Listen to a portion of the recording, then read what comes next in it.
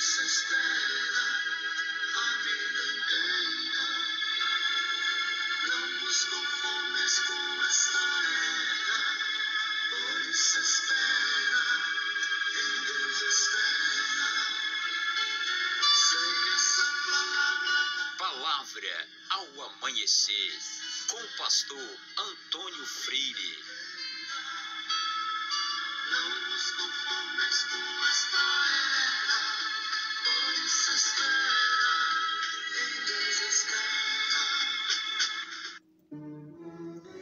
Meus queridos irmãos, a paz do Senhor, bom dia! Quero desejar a todos uma semana maravilhosa, uma semana de paz, de prosperidade, trabalho produtivo, bênção de Deus, paz na família. É algo maravilhoso quando nós desfrutamos isto. Em paz na família, é muito bom. A gente todos os dias enfrenta 1000 coisas fora de casa. Então, quando chega em casa, está naquele o sagrado recinto da paz. Maravilha. E vamos aprender. Pela misericórdia do nosso Deus, nós estamos bem. Então, vamos aprender sobre misericórdia. Nosso texto é Mateus, capítulo 9, versículos 9 a 13. Mateus 9, 9 a 13. Aqui nós temos a palavra do Senhor e um ensinamento perfeito para nos fazer mais seguros, mais felizes. Não é muito da nossa natureza ser compassivo, não é. E alguns são piores, mas é falta de graça. Mateus 9:9. E Jesus, passando adiante, viu assentado na alfândega um homem chamado Mateus, e disse-lhe: segue-me. E ele, levantando-se, o seguiu. E aconteceu que, estando ele em casa, sentado à mesa, chegaram muitos publicanos e pecadores e assentaram-se juntamente com Jesus e seus discípulos.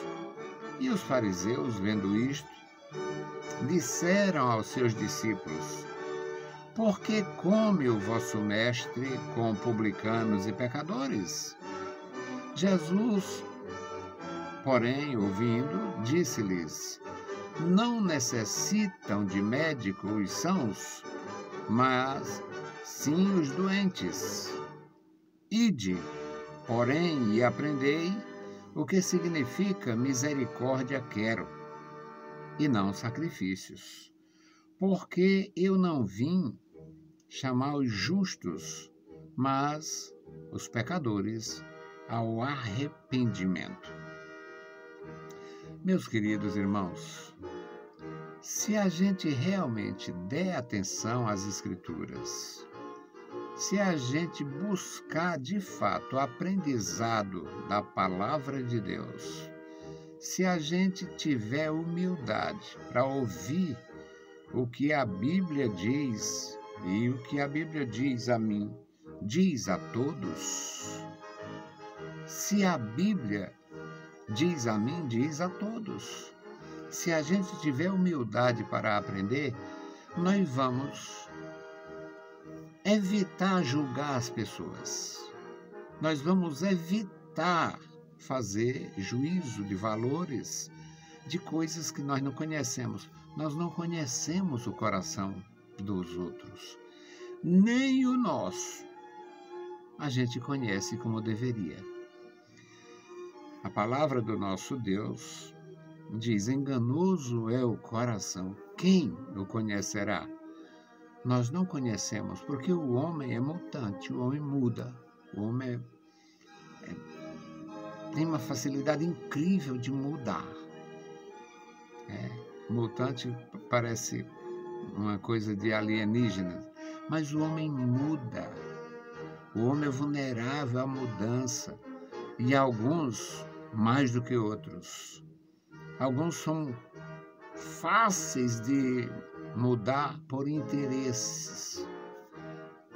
Mas, se a gente aprender conforme a palavra nos ensina, nós vamos evitar julgar os outros. Jesus tinha uma missão. E a missão de Jesus não era apanhar pérolas.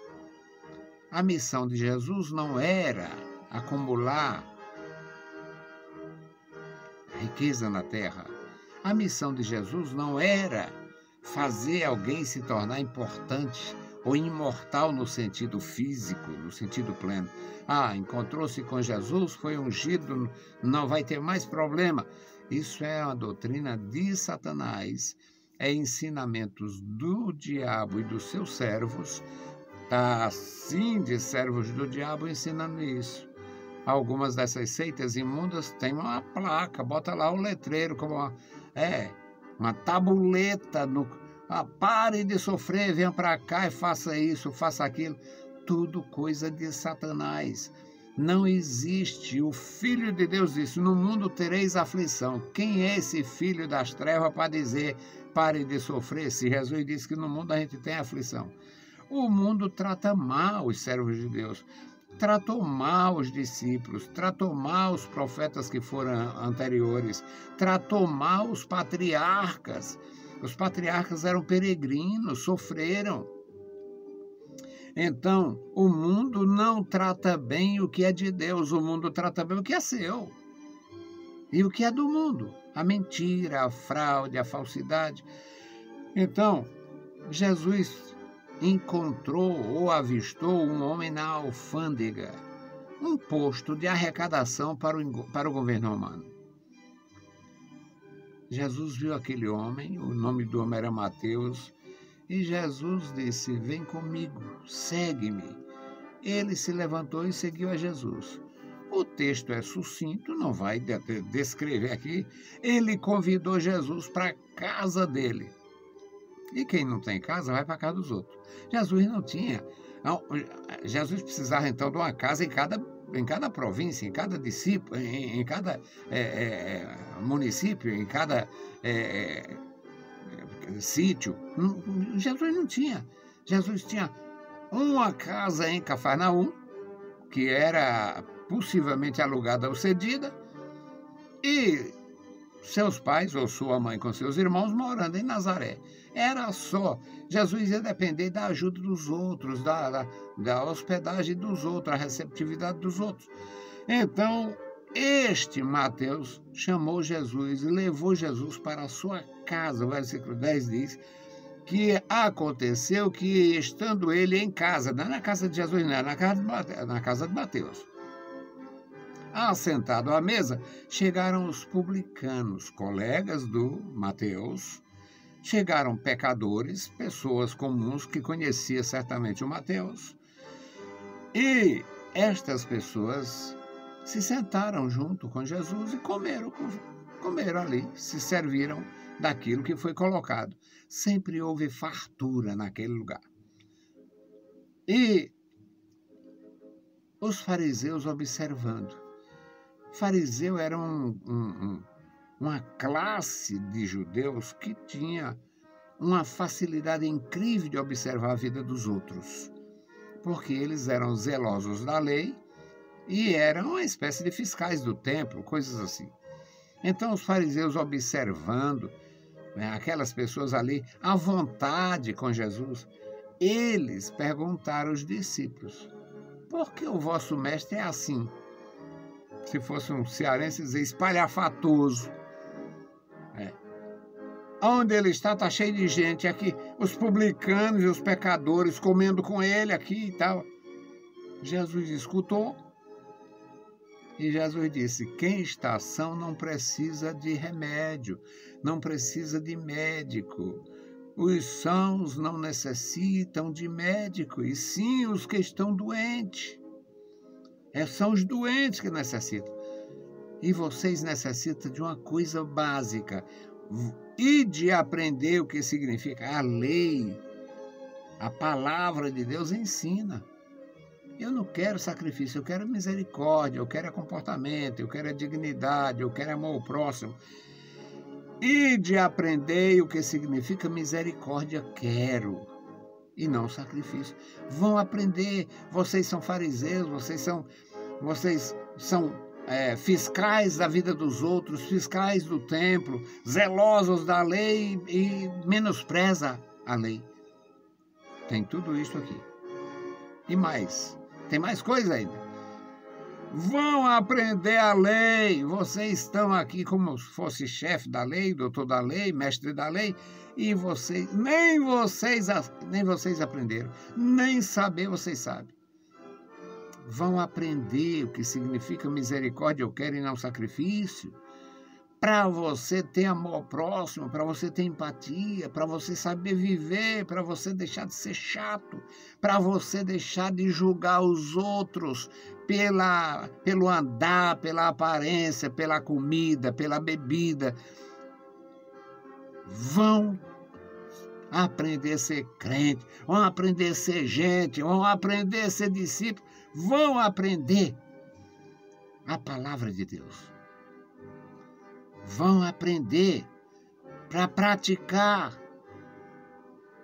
Na verdade, os fariseus eram doentes, mas não queriam remédio. A missão de Jesus Cristo era uma missão profunda. E, pela profundidade da missão, Jesus deveria ser rejeitado para a bênção de Deus chegar aos gentios, como foi prometido a Abraão. Como foi prometido, em ti serão benditas ou abençoadas todas as nações, ou pessoas de todas as nações. Então, Jesus diz, vão aprender para poder exigir, vão aprender a palavra e aprender a cumprir, vão aprender. Vocês precisam aprender. Ide, porém, e aprendei o significado de misericórdia quero. E não holocausto, não sacrifício, não religiosidade. Transparência eu quero e não capa. Transparência eu quero e não máscara.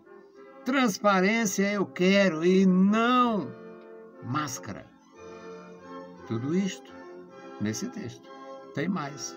É porque eu não sou capaz. Talvez você também não seja capaz de entender, de compreender a profundidade deste último versículo. E de aprender. Vocês não sabem. Vocês são fariseus, mas não sabem. Vocês são doutores da lei, mas não sabem. Vocês são sacerdotes, mas não sabem. Vocês não sabem, vocês manuseiam a palavra e não sabem. Manuseiam e não conhecem. Ide, porém, e aprendei o significado de misericórdia. Não somos muito misericordiosos. Principalmente aquele fariseu que nunca errou. Na verdade é uma ilusão, é uma balela, todo mundo errou. Mas tem aquele que nunca traiu a mulher, nunca roubou o patrão, nunca matou o vizinho, nunca fez aquilo ou aquilo outro. Aí se sente como se fosse o tal. E não tem tal. Na presença de Deus não tem esse tal. Na presença de Deus, ou é um doente que aceita o remédio que Deus oferece, ou vai para o inferno com todo o corpo, com toda a saúde. Não tem outro recurso. Não tem outro recurso. Então, a saída é descer do pedestal, aprender com Deus o que significa misericórdia quero e não sacrifício, e tratar os outros como deseja ser tratado. Ver os outros carentes de perdão, de misericórdia, do amor de Deus, como você é, como eu sou. Não tem ninguém pronto e acabado. Ninguém passou a pronto no reino de Deus. O Senhor é quem faz a misericórdia funcionar para nos dar refrigério.